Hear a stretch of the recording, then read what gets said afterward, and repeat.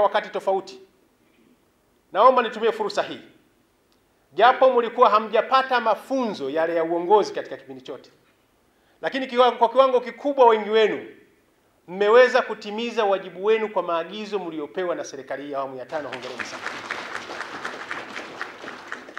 Nilipopita huko katika ukaguzi wa miradi na kuongea na watumishi, niliona umahiri wenu. Japokuwa kuna mambo mengine yalikuwa hayaendi sawa sawa, lakini mlijiongeza sana kuhakikisha mambo yanaenda vizuri. Kwa hilo hongereni sana.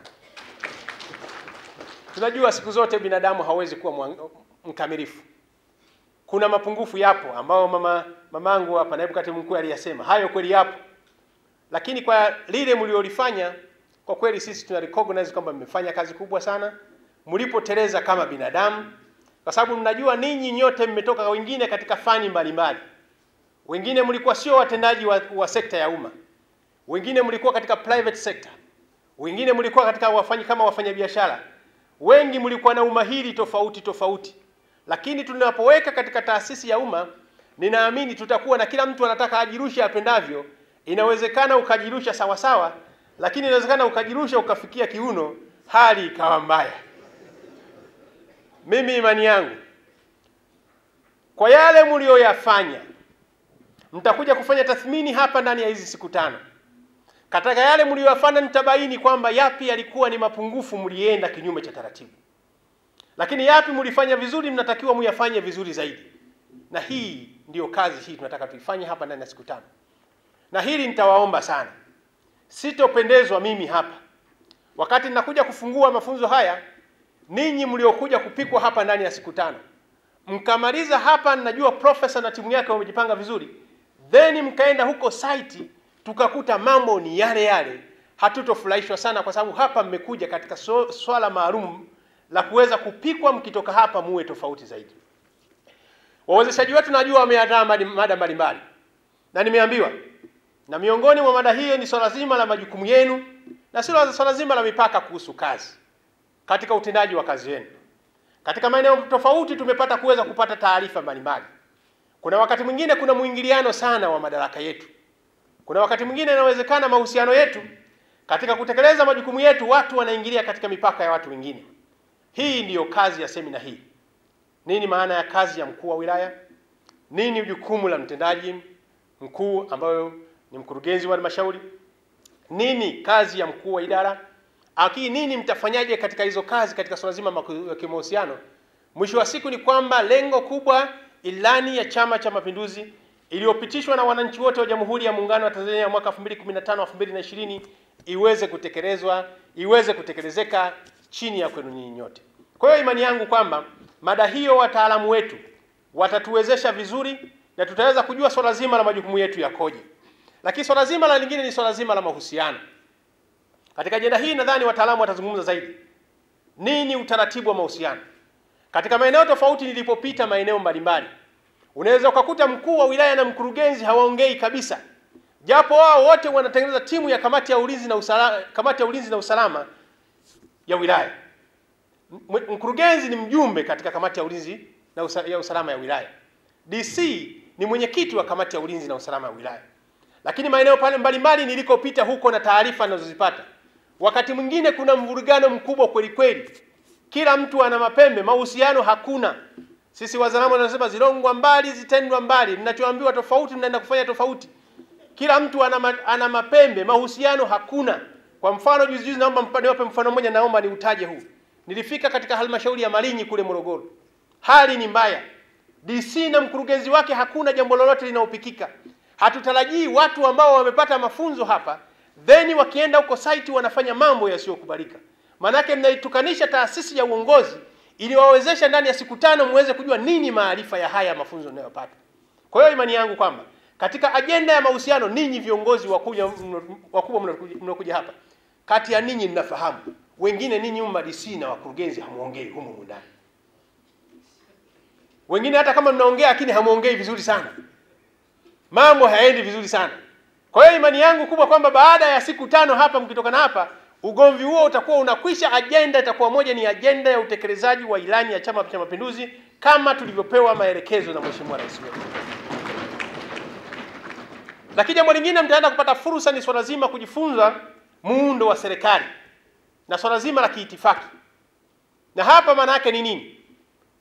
Wawezeshaji wetu watakuja kutuelekeza katika mambo mbalimbali.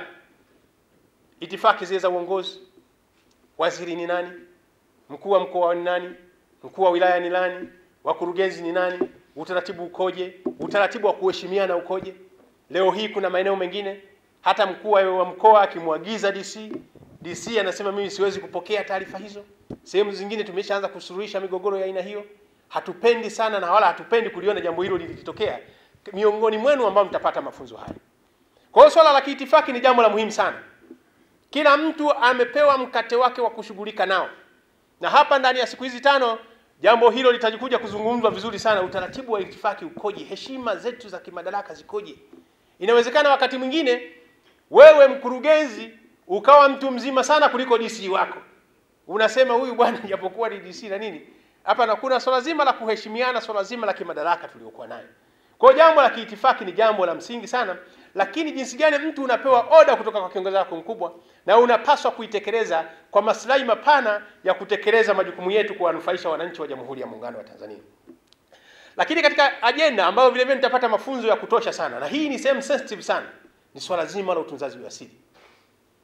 Leo hii nchi yetu utakuja kuona kwamba kwa mfano kamati ya ulinzi na usalama mmejadili jambo fulani la siri kubwa sana. Kesho na kesho kutwa utakuta siri hiyo iko katika mtandao ishakuwa posted tayari. Habari mlizojadili cha siri swala sensitive sana, jambo limeshatoka nje. Leo hii nyaraka za serikali unaweza kukuta mtu sehemu anazungumza kwamba kuna kikao fulani kilifanya jambo fulani. Nyaraka hiyo ilitokaje? Maana yake kuna watu wanashindwa kutimiza majukumu yao, swala zima utunzaji wa nyaraka za serikali, swala zima la siri. Leo hii mkurugenzi katika ofisi yako utakuta habari nyeti za ofisi yako zote ziko mtaani zinajadiliwa, ambazo kiangalia hali sio salama kabisa. Kwa hiyo agenda hii na siri, ndugu zangu, ndio msingi na unaosimamisha jambo lolote, unaosimamisha muhimili. Bila siri taasisi yote inadondoka, ni kwa sababu siri zake zilikuwa zikivuja.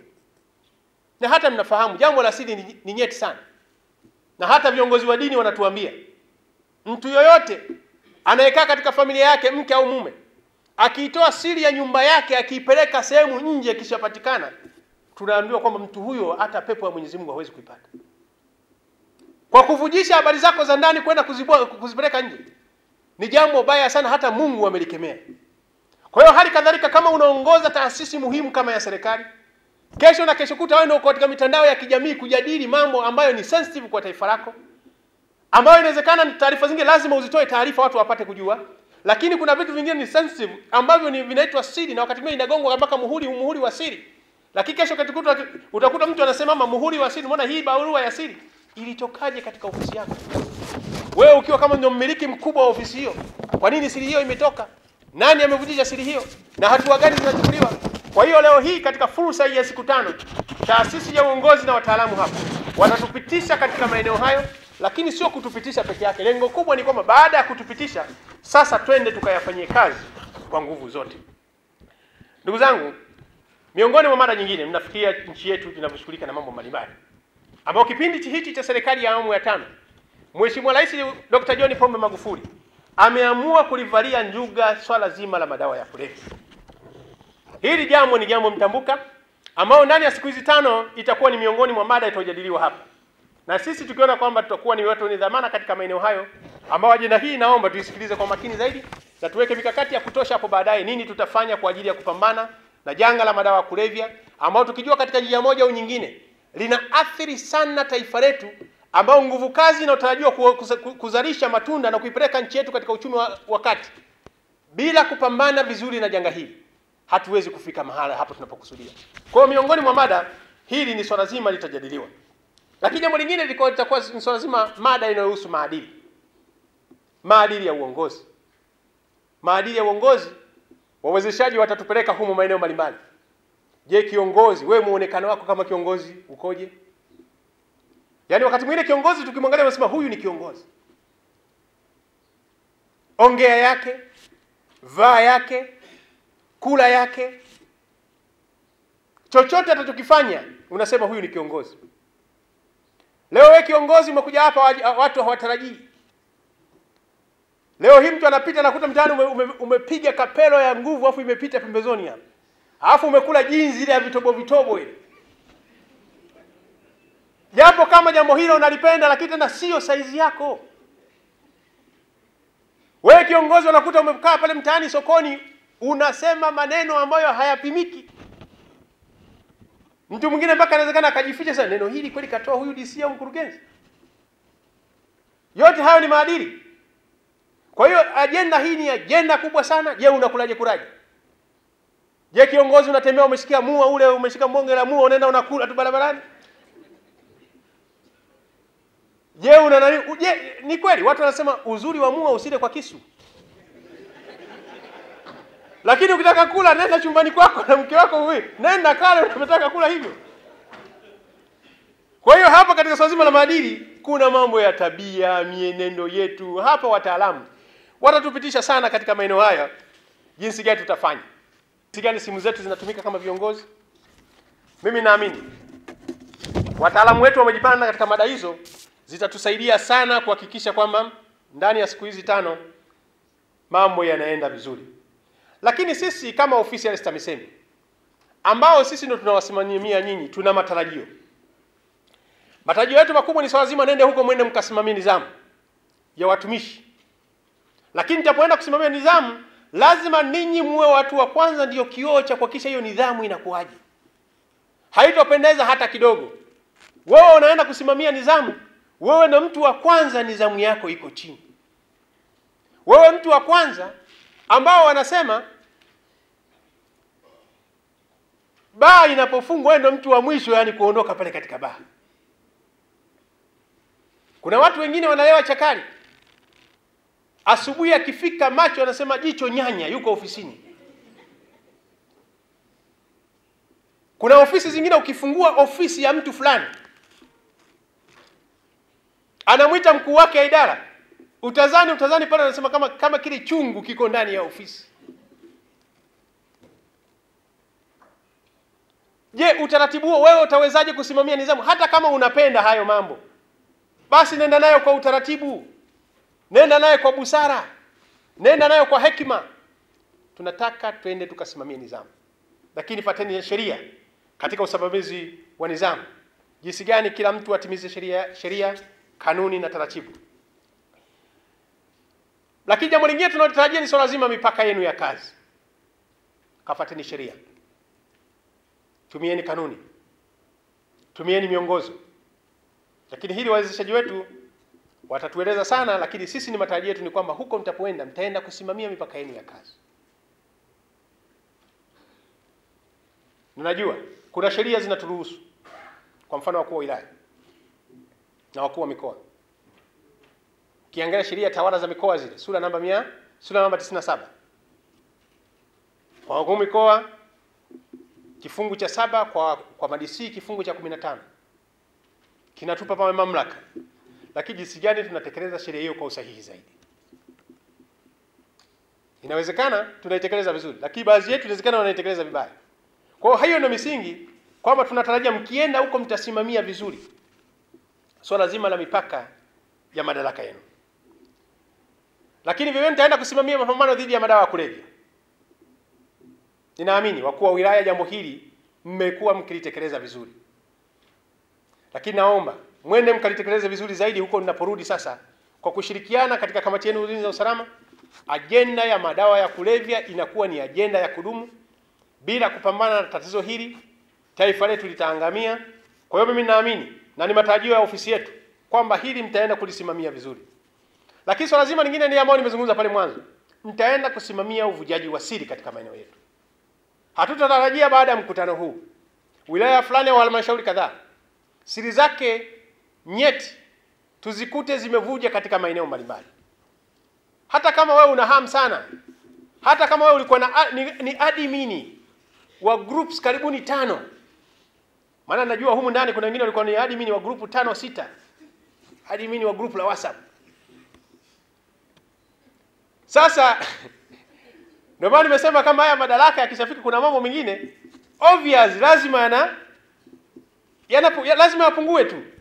Lazima ndiyo utachati utafanya, lakini katika misingi ya taratibu.